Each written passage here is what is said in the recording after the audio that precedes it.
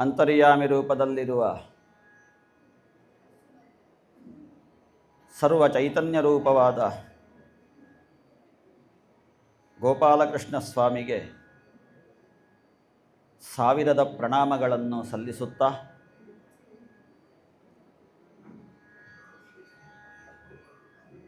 ಮೊನ್ನೆಯಿಂದ ನಿರಂತರವಾಗಿ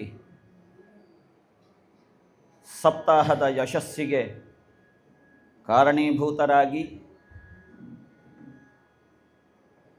ಸದಾ ಭಾಗವತ ಶ್ರವಣದ ಮೂಲಕವಾಗಿ ತಮ್ಮ ಜೀವನಕ್ಕೊಂದು ಮುನ್ನುಡಿಯನ್ನು ಬರೆಯುವುದಕ್ಕೆ ಹೊರಟು ಬಂದು ಸೇರಿದಂತಹ ಸಕಲ ಬಂಧುವರ್ಗಕ್ಕೂ ಕೂಡ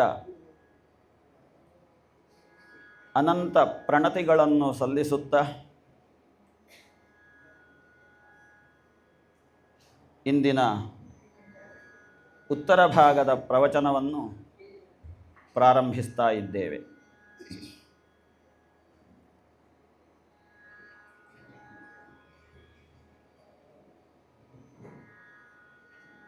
ಈ ಮನೆಗೆ ಅನೇಕ ವರ್ಷಗಳಿಂದ ಸಪ್ತಾಹ ಮಾಡುವಂತಹ ಹಂಬಲ, ತುಡಿತ ಆಗಾಗ ಪ್ರಕಟವಾಗುತ್ತಾ ಇದ್ದದ್ದನ್ನು ನಾವು ಕಂಡಿದ್ದೇವೆ.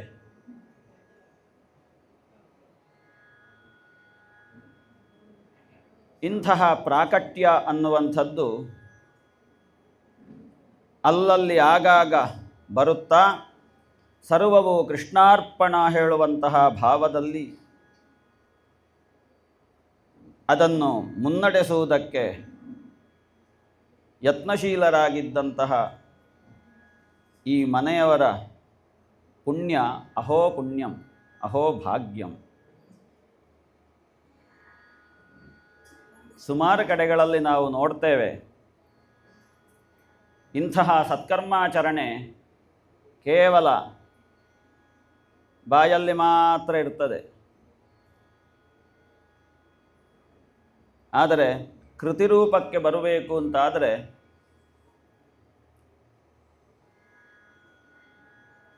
ಅವನ ಒಪ್ಪಿಗೆ ಬೇಕಾಗ್ತದೆ. ಅವನ ಒಪ್ಪಿಗೆ ಇಲ್ಲದೆ ಇದ್ದರೆ ಏನು ಮಾಡಲಿಕ್ಕೂ ಆಗುವುದಿಲ್ಲ. ಅದಾಗಬೇಕು ಅಂತಾದರೆ ನಾವು ತಯಾರಾಗಬೇಕು. ಹೇಗೆ ತಯಾರಾಗುವುದು? ಬಾಹ್ಯವಾಗಿ ಅಲ್ಲ, ಆಂತರ್ಯದಲ್ಲಿ ತೊಡಗಬೇಕು. ಎಲ್ಲಿದೆ ಅದು ಅಂತ. ಮನುಷ್ಯ ಜೀವನದ ಅಂತರಾಳವೇ ಅದು ಅಲ್ವಾ? ಅಂತರಂಗದಲ್ಲಿ ಏನಿದೆ ಅನ್ನುವುದನ್ನು ಹುಡುಕಾಡುವುದಕ್ಕೆ. ಇಲ್ಲದಿದ್ದರೆ ಮನುಷ್ಯ ಜನ್ಮದಲ್ಲಿ ಏನುಂಟು? ಎಂಥದ್ದು ಇಲ್ಲ. ಸ್ಪಷ್ಟವಾಗಿ ಗೋಚರಕ್ಕೆ ಬರುವುದು ಹೊರಗೆಲ್ಲ, ಒಳಗೆ. ಆ ಒಳಗೆ ನೋಡುವುದು ಅದು ಮನುಷ್ಯರಿಗೆ ಮಾತ್ರ ಸಾಧ್ಯ. ನೀವು ರಾಮಾಯಣ ಮಹಾಭಾರತವನ್ನೆಲ್ಲ ಪುಟ ತಿರುಗಿಸಿ ನೋಡಿದರೂ ಕೂಡ ಅಲ್ಲೆಲ್ಲ ಹೊರಗೆ ಕಂಡವರು ಒಳಗೆ ನೋಡಿದವರೇ ಇರುವುದು.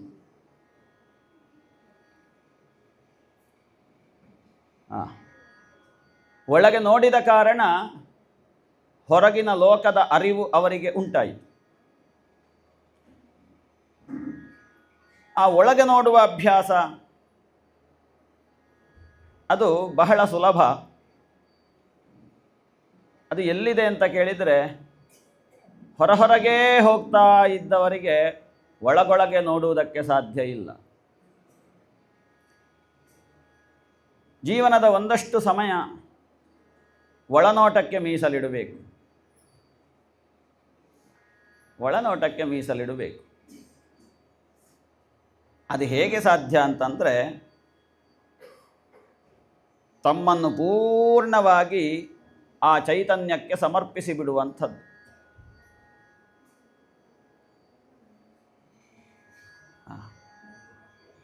ಅದು ಎಲ್ಲಿಯೂ ಸಾಧ್ಯ ಇಲ್ಲ, ಇಲ್ಲಿ ಮಾತ್ರ ಸಾಧ್ಯ. ಶ್ರೀಮದ್ಭಾಗವತ ಸಪ್ತಾಹ ಯಜ್ಞದಲ್ಲಿ ನಿಮಗೆ ಒಳನೋಟಕ್ಕೂ ದಾರಿ ಉಂಟು, ಸರ್ವ ಸಮರ್ಪಣೆಗೂ ದಾರಿ ಉಂಟು.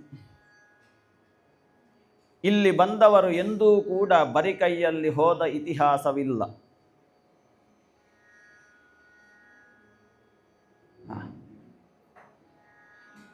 ಇದರ ಅನುಭವ ಇರುವವರು ಇಲ್ಲಿ ಅನೇಕರು ಇದ್ದಾರೆ. ಬರಿಗೈಯಲ್ಲಿ ಬಂದವರು ತುಂಬಿಸಿಕೊಂಡೇ ಹೋದದ್ದು. ಎಂಥದ್ದನ್ನು? ಅಲ್ಲಿ ಕೆಳಗೆ ಕೊಡುವುದನ್ನಲ್ಲ. ಅದು ಬೇಕಾದರೆ ಸಪ್ತಾಹ ಮುಗಿದ ದಿವಸ ಸಂಜೆಗೆ ಬಂದರೂ ಕೊಡ್ತಾರೆ, ಇರ್ತದೆ ಕಟಾರದಲ್ಲಿ. ಮೊನ್ನೆಯಿಂದ ಯಾರೆಲ್ಲ ನೀವು ಬರ್ತಾ ಇದ್ದೀರಿ, ನೀವೆಲ್ಲ ತುಂಬಿಸಿಕೊಂಡು ಹೋದವರು, ಅಥವಾ ಕಟ್ಟಿಕೊಂಡು ಹೋದವರು. ಇಲ್ಲಿ ಬಂದು ಕಟ್ಟಿಕೊಂಡು ಹೋದವರ ಕರ್ಮದ ಕಟ್ಟು ಬಿಡ್ತದೆ ಒಂದು ದಿವಸ. ಹಾಗಾಗಿಯೇ ಇಂತಹ ಸಪ್ತಾಹ ಯಜ್ಞಗಳು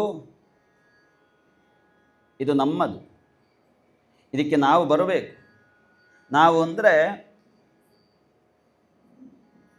ಕೃಷ್ಣ ಪ್ರಿಯರು, ಕೃಷ್ಣ ಪ್ರೇಮಿಗಳು. ಕೃಷ್ಣ ಪ್ರೇಮಿಗಳು ಇದಕ್ಕೆ ಬರಬೇಕು.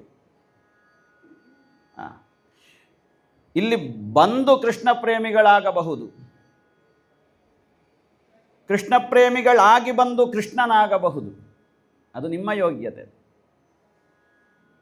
ಆ ಹಿನ್ನೆಲೆಯಲ್ಲಿ ಎಲ್ಲವನ್ನೂ ಅವನಿಗೆ ಕೊಡಬೇಕು, ಎಲ್ಲವನ್ನೂ ಅವನಿಗೆ ಸಮರ್ಪಣೆ ಮಾಡಬೇಕು ಹೇಳುವಂತಹ ಆ ಒಂದು ಸಚ್ಚಿಂತನೆ ಏನುಂಟು, ಅದರಲ್ಲಿ ಮನುಷ್ಯನ ಶ್ರೇಯಸ್ಸು ಕಾಣುತ್ತದೆ. ನಾವು ಮೊನ್ನೆ ಹೀಗೆ ಹೇಳಿದೆವು,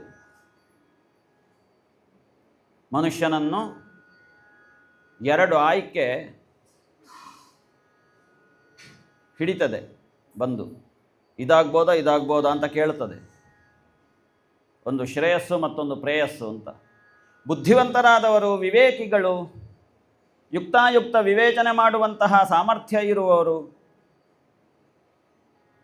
ಪ್ರಜ್ಞೆಯುಳ್ಳವರು ಶ್ರೇಯಸ್ಸನ್ನು ಆಯ್ಕೆ ಮಾಡ್ತಾರೆ. ಆ ಶ್ರೇಯಸ್ಸು ಹೇಗೆ ಅಂತ ಕೇಳಿದರೆ, ಆತ್ಮೋನ್ನತಿಗೆ ಹೇತುಕವಾದಂತಹ ದಾರಿಯದು. ಅಲ್ಲಿ ನಿರಂತರವಾದಂತಹ ನಾಮವ್ಯಾಹರಣಂ, ಭಗವಂತನ ನಾಮವ್ಯಾಹರಣೆ, ಭಗವಂತನ ಸಂಕೀರ್ತನೆ, ಇದರ ಮೂಲಕವಾಗಿ ಶ್ರೇಯಸ್ಸನ್ನು ಪಡೆಯುವುದಕ್ಕೆ ಸಾಧ್ಯ. ಬೇರೆ ನೀವು ಎಷ್ಟೇ ಹೋಮಾನುಷ್ಠಾನಾದಿಗಳನ್ನು ಮಾಡಿದರೂ ಕೂಡ ಕೇವಲವಾದಂತಹ ಬಾಹ್ಯವಾದ ಲೌಕಿಕವಾದ ಭೋಗಭಾಗ್ಯಗಳ ಪ್ರಾಪ್ತಿಯಾದೀತಷ್ಟೇ ಹೊರತು ಆ ಅಂತಿಮವಾದಂತಹ ಆತ್ಯಂತಿಕವಾದಂತಹ ಶ್ರೇಯಸ್ಸು ಸಿಗಬೇಕಿದ್ದರೆ ಅದು ಸಪ್ತಾಹ ಯಜ್ಞದಿಂದ ಮಾತ್ರ ಸಾಧ್ಯ. ಸಪ್ತಾಹ ಯಜ್ಞದ ಶ್ರವಣವನ್ನು, ಕಥಾಶ್ರವಣವನ್ನು ಮಾಡುತ್ತಾ ಕೊನೆಯ ದಿವಸ ಅದರಲ್ಲಿ ತೀವ್ರತೆಯುಂಟಾದ ಕಾಲಕ್ಕೆ ಅಂಥವನನ್ನು ವಿಮಾನ ಬಂದು ಕರ್ಕೊಂಡು ಹೋದಂತಹ ಘಟನೆಗಳು ನಮ್ಮ ಭರತಖಂಡದಲ್ಲಿ ಆಗಿದೆ. ಆದ್ದರಿಂದ ಅಂತಹ ಕಥೆಯನ್ನು ಕೇಳುತ್ತಾ ತಮ್ಮ ಜೀವನದ ವ್ಯಥೆಯನ್ನು ದೂರ ಮಾಡಬೇಕು. ಅದಕ್ಕೆ ಬೇಕಾಗಿ ವೇದೋಕ್ತವಾದ ತತ್ವಗಳು ಏನುಂಟು, ಜೀವನ ವಿಧಾನ, ಲೈಫ್ ಸ್ಟೈಲ್, ಅದನ್ನು ಕಥೆಯ ಮೂಲಕ ನಮ್ಮ ಜೀವನದಲ್ಲಿ ಅಳವಡಿಸಬೇಕು. ವೇದಾರ್ಥಗಳು ಅದು ಬಹಳ ಕಠಿಣ. ಅಲ್ಲಿ ತೀವ್ರವಾದ ಒಳನೋಟ ಬೇಕಾಗ್ತದೆ ವೇದಾರ್ಥವನ್ನು ಮಾಡುವುದಕ್ಕೆ. ಅದಕ್ಕೆ ಕಥೆಗಳ ಮೂಲಕವಾಗಿ ಋಷಿಮುನಿಗಳು ವ್ಯವಸ್ಥೆ ಮಾಡಿರುವಾಗ ಇದನ್ನು ಹಿಡ್ಕೊಂಡು ತದುದಿತಂ ಕರ್ಮಸ್ವನುಷ್ಠೀಯತಾಂ ಅಂತ ಆಚಾರ್ಯರು ಹೇಳಿದಂತಹ ರೀತಿಯಲ್ಲಿ ವೇದೋಕ್ತವಾದ ಜೀವನವನ್ನು ಮಾಡುವುದಕ್ಕೆ ಸಾಧ್ಯ. ಆವಾಗ ನಾವು ಶಿಷ್ಟರಾಗ್ತೇವೆ. ಶ್ರೇಯಸ್ಸನ್ನು ಬಯಸುವವನು ಯಾವತ್ತೂ ಶಿಷ್ಟ. ವೇದ ಪ್ರಾಮಾಣ್ಯ ಅಭ್ಯುಪಗಂತೃತ್ವೇ ಸತಿ ವೇದವಿಹಿತ ಕರ್ಮಕಾರಿತ್ವಂ ಶಿಷ್ಟತ್ವಂ. ಯಾರು ಶಿಷ್ಟರು? ಯಾರು ಶ್ರೇಯಸ್ಕಾಮರು, ಯಾರು ಕೃಷ್ಣನಿಗೆ ಅತ್ಯಂತ ಹತ್ತಿರ ಆದವರು ಅಂದರೆ ತಮ್ಮ ಜೀವನದ ಪ್ರತಿ ಆಗು ಹೋಗುಗಳಿಗೆ ವೇದೋಕ್ತವಾದಂತಹ ಪ್ರಾಮಾಣ್ಯವನ್ನು ಒಪ್ಪಿಕೊಳ್ಳುವಂತಹ ಔದಾರ್ಯವನ್ನು ಹೊಂದಿದವನು ಒಂದು. ಇನ್ನೊಂದು, ತನ್ನ ಜೀವನದ ಸೌಂದರ್ಯಕ್ಕೆ, ಅರ್ಥ ಮಾಡಿಕೊಳ್ಳಿ, ಜೀವನದ ಸೌಂದರ್ಯಕ್ಕೆ ವೇದವಿಹಿತವಾದಂತಹ ಕರ್ಮಾಚರಣೆಯನ್ನು ಮಾಡುವಂಥದ್ದು. ಇದು ಎರಡು ಶ್ರೇಯಸ್ಕಾಮರು ಯಾವತ್ತೂ ಮಾಡ್ತಾರೆ. ಅಂಥವರೇ ಕೃಷ್ಣ ಪ್ರೇಮಿಗಳು. ಕೃಷ್ಣ ಪ್ರೇಮಿಗಳು ಸಚಮೇ ಪ್ರಿಯ. ಎಲ್ಲ ಕಡೆ ಕೃಷ್ಣ ಹೇಳಿರೋದು, ಗೀತೆಯಲ್ಲಿರ್ಬೋದು, ಇನ್ನೊಂದು ಕಡೆಯಲ್ಲಿರ್ಬೋದು, ಉದ್ಧವ ಗೀತೆಯಲ್ಲಿರ್ಬೋದು, ಎಲ್ಲ ಕಡೆಯಲ್ಲಿಯೂ ಕೂಡ ಈ ಕೃಷ್ಣನಿಗೆ ಯಾರು ಪ್ರಿಯರು ಅಂತಂದರೆ ಈ ಎಲ್ಲ ಗುಣ ಸಂದೋಹಗಳನ್ನು ಹೊಂದಿದವರು.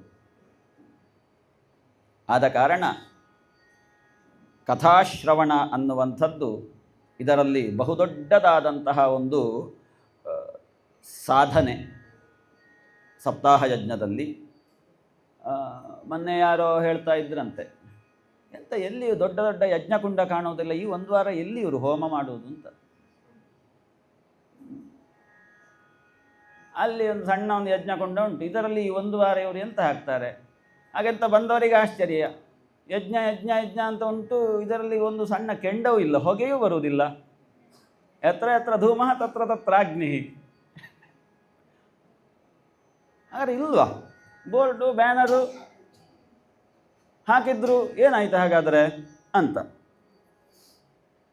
ನಮಗೆ ಬೆಂಕಿಯನ್ನು ಮಾತ್ರ ಕಂಡು ಯಜ್ಞ ಅಂತ ಅರ್ಥ ಮಾಡಿಕೊಂಡಿದ್ದೇವೆ ನಾವು. ಆದರೆ ಬೆಂಕಿಗೂ ಬೆಂಕಿಯಾಗಿರುವಂಥದ್ದು ಯಜ್ಞ ಅಂತ ಗೊತ್ತಿಲ್ಲ. ಬೆಂಕಿಯನ್ನು ತಣಿಸುವ ಸಾಮರ್ಥ್ಯ ಮತ್ತೊಂದು ಯಜ್ಞಕ್ಕಿದೆ ಅಂತ ನಮಗೆ ಗೊತ್ತಿಲ್ಲ. ಬೆಂಕಿಯನ್ನು ತಣಿಸುವಂತಹ ಸಾಮರ್ಥ್ಯ.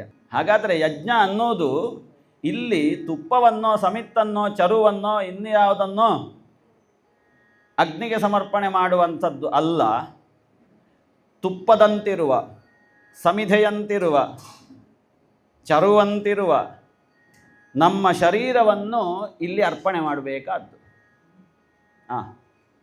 ಇಲ್ಲಿ ಯಜ್ಞ ಅನ್ನುವಂಥದ್ದು ಸಪ್ತಾಹದಲ್ಲಿ ನಮ್ಮನ್ನು ನಾವು ಸಮರ್ಪಣೆ ಮಾಡಿ ಬಿಡಬೇಕಾದ್ದು ಅತ್ಯಂತ ಮುಖ್ಯ. ಅದುವೇ ಯಜ್ಞ. ಇಲ್ಲಿ ಬೇರೆ ಯಾವುದೇ ಯಜ್ಞ ಅಲ್ಲ. ಅದನ್ನು ಹೇಗೆ ಸಮರ್ಪಣೆ ಮಾಡುವುದು ಅಂತಂದರೆ ಶ್ರವಣದ ಮೂಲಕ ನಮ್ಮ ಅರಿವನ್ನು ಹೆಚ್ಚಿಸಿಕೊಳ್ಳುವುದು, ತನ್ಮೂಲಕವಾಗಿ ಮನಸ್ಸನ್ನು ತಿಳಿ ಮಾಡಿಕೊಳ್ಳುವುದು, ಇದುವೇ ಇಲ್ಲಿ ಯಜ್ಞ ಸ್ವರೂಪವನ್ನು ಪಡೆದಿದೆ. ಹಾಗಾಗಿಯೇ ಹೇಳ್ತಾರೆ ಜ್ಞಾನಯಜ್ಞಂ ಕರಿಷ್ಯಾಮಿ ಅಂತ. ಇದು ಜ್ಞಾನಯಜ್ಞ. ಇದು ಜ್ಞಾನಯಜ್ಞ ನಮ್ಮ ಮನಸ್ಸನ್ನು ಉದ್ಘಾಟನೆ ಮಾಡುವುದಕ್ಕೆ ಇರುವಂತಹ ಒಂದು ದಿವ್ಯ ವೇದಿಕೆ ಸಪ್ತಾಹ ಯಜ್ಞ ಅಂತಂದರೆ. ಮನಸ್ಸನ್ನು ವಿಕಸನಗೊಳಿಸುವುದಕ್ಕೆ ಇರುವಂತಹ ಒಂದು ಸೂರ್ಯೋದಯ ಇದು ಸಪ್ತಾಹ ಯಜ್ಞ ಅಂದರೆ. ಈ ಸೂರ್ಯೋದಯದಲ್ಲಿ ಬಂದು ತಮ್ಮ ಮನಸ್ಸನ್ನು ವಿಕಸನಗೊಳಿಸುವುದಕ್ಕೋ ಬುದ್ಧಿಯನ್ನು ವಿಕಸನಗೊಳಿಸುವುದಕ್ಕೋ ಯತ್ನಶೀಲರಾದವರಿಗೆ ಸೂರ್ಯಾಸ್ತವಿಲ್ಲ.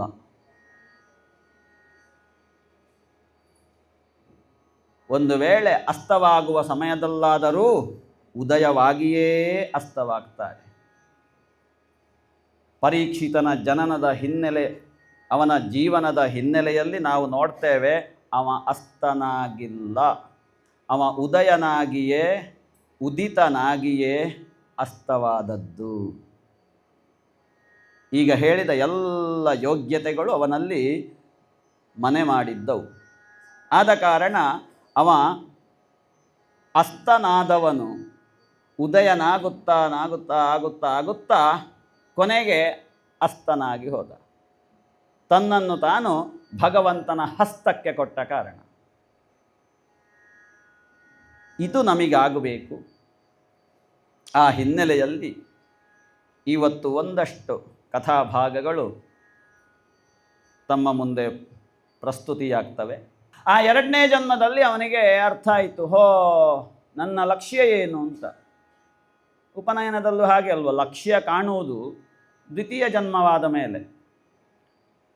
ಅಲ್ಲಿಯವರೆಗೆ ಯಾವುದನ್ನಾದರೂ ಒಬ್ಬ ಮಾಣಿ ಲಕ್ಷ್ಯ ಮಾಡ್ತಾನ ಹೇಳಿ ನೀವು?